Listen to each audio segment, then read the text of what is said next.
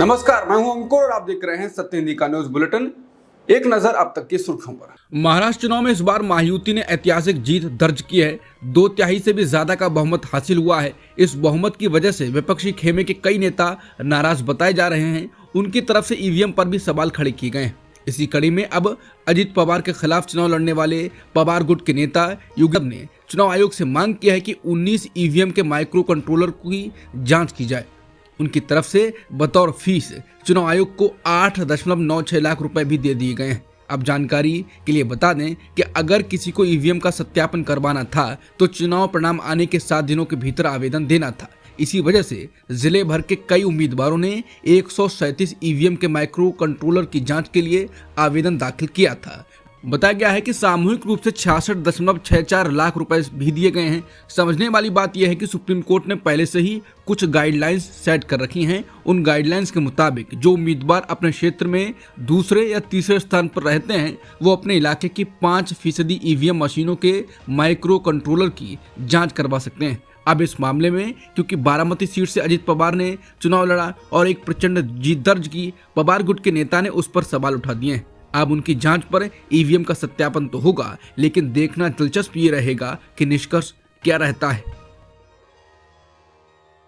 महाराष्ट्र में ईवीएम को लेकर लगातार सवाल उठाए जा रहे हैं और अब ये समस्या गांव तक पहुंच गई है। इस बीच सोलापुर जिले के एक गांव में ईवीएम की प्रमाणिकता की जांच के लिए बैलेट पेपर से चुनाव होगा। ग्रामीण जनता को चुनाव आयोग पर भरोसा नहीं है, इसलिए कल खुद ही पुनर्मतदान कर रहे हैं। उन्होंने ईवीएम में हुई वोटिंग पर संदेह जताया है। पुणे के मालशिरस तालुका के मरकटवाड़ी के लोगों ने बैलेट से मतदान करके चुनाव आयोग और ईवीएम की परीक्षा लेने का फैसला किया है। 3 दिसंबर को प्रस्तावित मतदान के गांव ने सरकारी कर्मचारी मुहैया कराने को लेकर मालशिरस तहसीलदार को पत्र भी दिया है। बता दें यहां एनसीपी एसपी के विजेता उत्तम जानकर के खिलाफ चुनाव लड़ने वाले भाजपा के उम्मीदवार राम सातपुते को 1003 वोट मिले हैं, तो वहीं उत्तम जानकर को सिर्फ 843 वोट मिले। ग्रामीणों का कहना है कि गाँव के लोगों ने सातपुते को उतने वोट नहीं दिए हैं, फिर भी उन्हें वोट कैसे मिले हैं। इससे पहले 2009, 2014, 2019 के पिछले विधानसभा चुनावों और 5 महीने पहले हुए लोकसभा चुनावों में गांव के 80% वोट जानकर के समूह को मिले थे।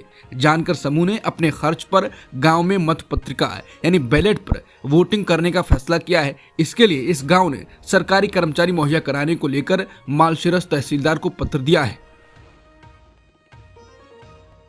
नागपुर मध्य विधानसभा चुनाव से कांग्रेस के उम्मीदवार ऋषिकेश उर्फ बंटी बाबा शेलके ने अपनी हार के बाद महाराष्ट्र कांग्रेस अध्यक्ष नाना पटोले पर जमकर आरोप लगाए। यहां तक कि नाना को आरएसएस का एजेंट तक बता दिया। उनकी इस हरकत पर पार्टी ने कारण बताओ नोटिस जारी किया है। शनिवार को महाराष्ट्र कांग्रेस द्वारा जारी नोटिस में शेलके से 2 दिन का वक्त लिखित स्पष्टीकरण देने के लिए कहा। पार्टी ने नोटिस में पूछा है कि कांग्रेस पार्टी और पटोले को बदनाम करने के लिए क्यों ना उन्हें पार्टी से निलंबित कर दिया जाए। बता दें मीडिया से बात करते हुए शेलके ने कहा कि पटोले को कांग्रेस से बर्खास्त कर आरएसएस में भेजा जाना चाहिए क्योंकि उनके कार्य उनके एजेंडे के अनुरूप हैं।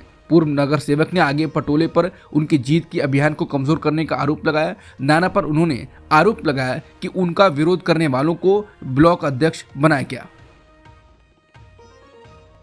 भाजपा ने कर्नाटक के विधायक बसनगौड़ा पाटिल यत्नाल को कारण बताओ नोटिस जारी किया है। उन पर राज्य स्तरीय पार्टी नेतृत्व के खिलाफ टिप्पणी करने के लिए कार्रवाई की तलवार लटक रही है।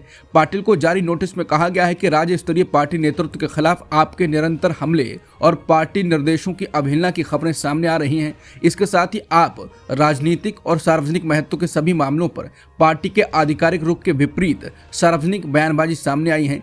पार्टी विरोधी रुख अपनाने की खबरें मीडिया के साथ साथ विभिन्न पार्टी मंचों पर भी आ रही हैं। ये भी एक बड़ी चिंता का विषय है कि अतीत में कई बार कारण बताओ नोटिस जारी करने और आपके द्वारा अच्छे आचरण के आश्वासन के बावजूद अनुशासनहीनता के कार्य बिना रुके जारी हैं। आपकी वरिष्ठता और पार्टी में लंबे समय से आपकी उपस्थिति को देखते हुए केंद्रीय अनुशासन समिति ने आपके द्वारा पूर्व में प्रस्तुत स्पष्टीकरणों पर नरम रुख अपनाया।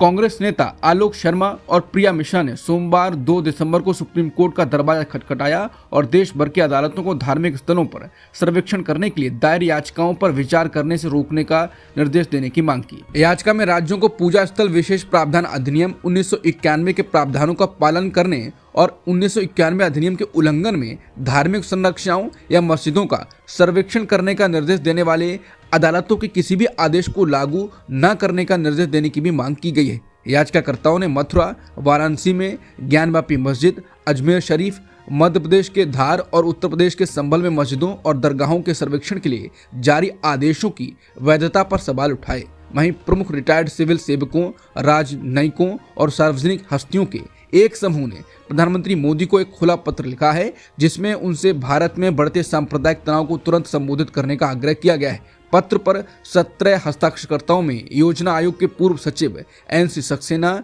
नजीब जंग, दिल्ली के पूर्व उपराज्यपाल SY कुरैशी, पूर्व मुख्य चुनाव आयुक्त, यूके में पूर्व उच्चायुक्त शिव मुखर्जी और लेफ्टिनेंट जनरल जमीर उद्दीन शाह और अन्य शामिल हैं।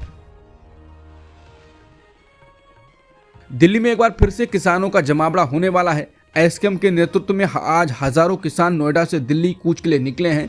नए कृषि कानूनों के तहत मुआवजे और लाभ की अपनी 5 प्रमुख डिमांड को लेकर किसान संगठन विरोध मार्च निकाल रहे हैं। इनके विरोध प्रदर्शन को देखते हुए दिल्ली पुलिस अलर्ट पर है।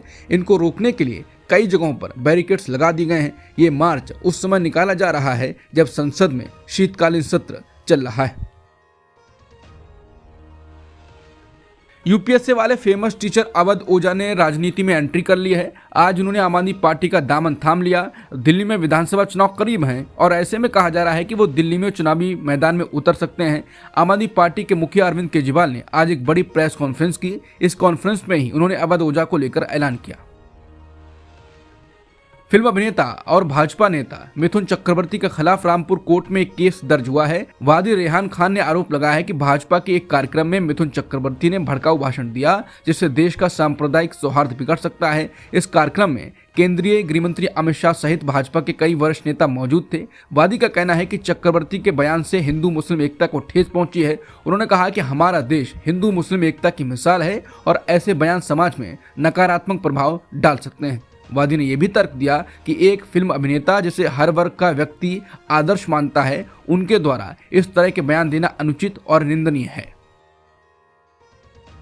उत्तर प्रदेश के प्रयागराज में होने वाले महाकुंभ की तैयारियां जोरों पर हैं। सरकार ने महाकुंभ के लिए सुरक्षा से लेकर हर तरह की व्यवस्था करनी शुरू कर दी है। इसी क्रम में उत्तर प्रदेश की योगी आदित्यनाथ की सरकार ने कुंभ क्षेत्र को एक नया जिला घोषित कर दिया है। इस जिले को महाकुंभ मेला जनपद नाम से जाना जाएगा। इस फैसले के बाद उत्तर प्रदेश में जिलों की संख्या 75 से बढ़कर 76 हो गई है। गौरतलब है कि महाकुंभ 2025 का आयोजन प्रयागराज में 13 जनवरी से 26 फरवरी तक किया जाएगा। इस महापर्व में करोड़ों श्रद्धालुओं के आगमन की संभावना है।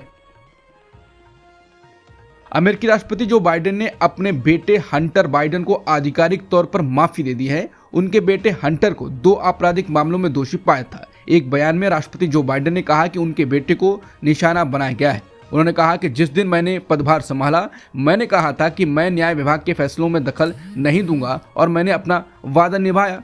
भले ही मैंने देखा कि मेरे बेटे को अनुचित तरीके से अभियोजन का सामना करना पड़ा। बता दें, हंटर बाइडेन ने सितंबर में टैक्स चोरी के केस में अपराध स्वीकार किया था। इसके जून में हंटर को एक अवैध तरीके से बंदूक रखने के आरोप में दोषी पाया गया था।